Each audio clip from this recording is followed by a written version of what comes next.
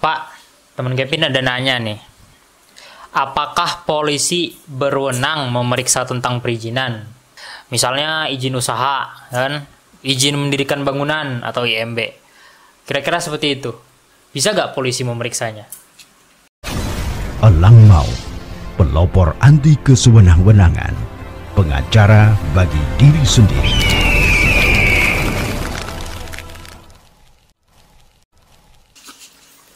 Oke, jadi ini kembali kita belajar tentang prosedur ya, tugas dan wewenang. Secara umum kita sudah tahu ya, polisi itu tugasnya adalah menegakkan hukum ya, atau spesifiknya melakukan penyidikan. Kalau kita bicara penyidikan berarti kan pidana. Nah, artinya polisi itu mengurusi tindak pidana. Kalau perizinan itu kan bukan tindak pidana. Kalau orang misalnya buka usaha dan dia tidak punya izin, itu kan nggak dipenjara hukumannya kan. Ya dia tidak boleh berusaha. Kalau dia tetap berusaha, nanti yang mengurusnya adalah Satpol PP. Biasanya kan gitu. Kita sering melihat Satpol PP melakukan tindakan terhadap pedagang-pedagang yang tanpa izin misalnya kan. Itu sederhananya kan begitu. Jadi kalau perizinan dia yang dikeluarkan misalnya oleh Pemda, maka yang menegakkannya adalah Satpol PP. Artinya sesuai dengan tugas polisi itu adalah melakukan penyidikan terhadap tindak pidana. Tapi kalau ada kaitannya dengan tindak pidana yang sedang ditangani polisi itu, dia bisa saja memeriksa izinnya. Tapi kalau hanya khusus untuk masalah izin, bukan urusan polisi. Paham maksudnya ya?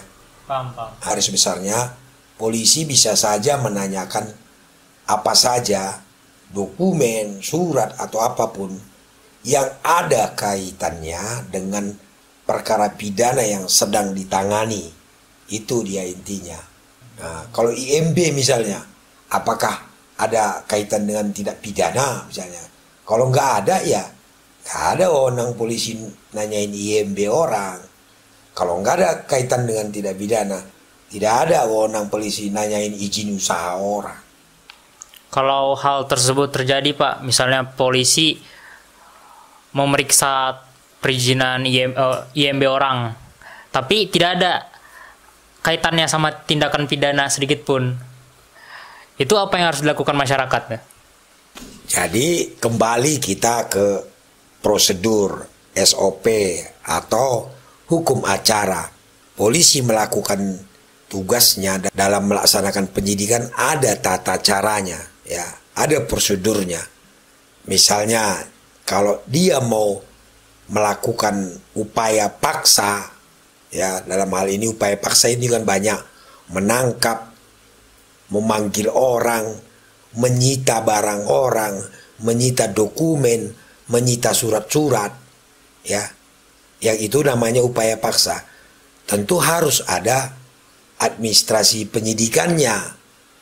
Yang pertama, dia harus ada surat perintah penyidikan, artinya bahwa mereka sedang melakukan penyidikan. Di dalam surat perintah penyidikan itu dijelaskan sedang melakukan penyidikan perkara apa, itu dijelaskan di situ. Pasal apa yang diduga telah dilanggar itu dijelaskan di surat perintah penyidikan itu. Kalau misalnya dia memanggil orang untuk diperiksa, diminta keterangan, berarti dia harus mengirimkan surat panggilan resmi dia. Atau kalau dia misalnya mau menyita barang, surat atau apapun dari kita minta surat perintah penyitaannya.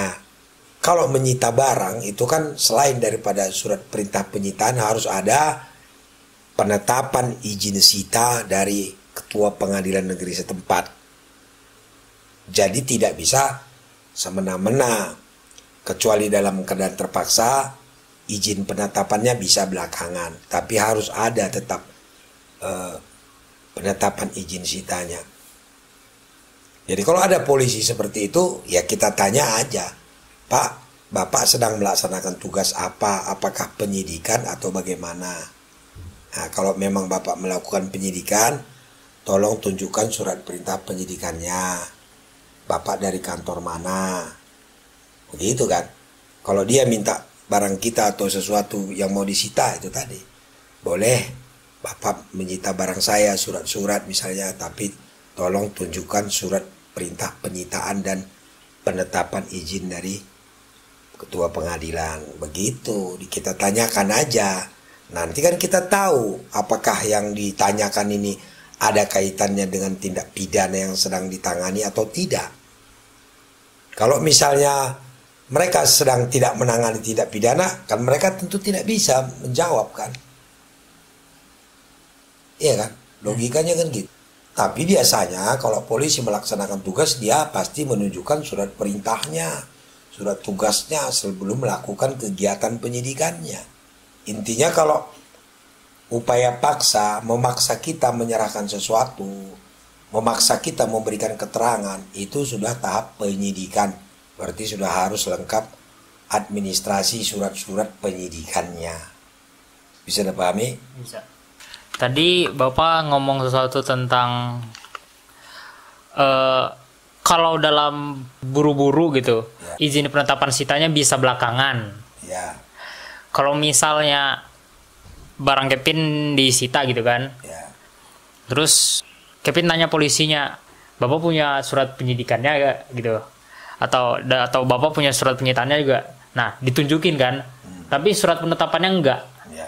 Itu bisa gak? Kalau buru-buru atau bahasa hukumnya itu dalam keadaan darurat atau tertangkap tangan, ya, itu tidak perlu surat-surat itu, bisa belakangan kalau tertangkap tangan dia. Atau misalnya barang bergerak mau disita nih, kalau nggak disita segera kan nanti bisa hilang, dibawa lari.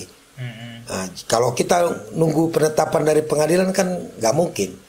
Itu diperbolehkan dia untuk menyita dahulu, nanti segera dilaporkan ke ketua pengadilan untuk mendapatkan penetapan izin sita gitu. Ya.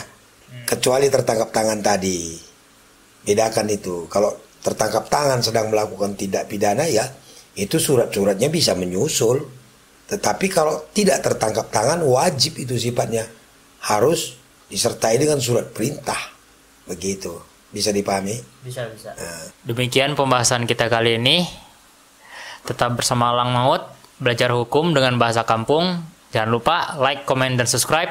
Mejojoah kita kerina.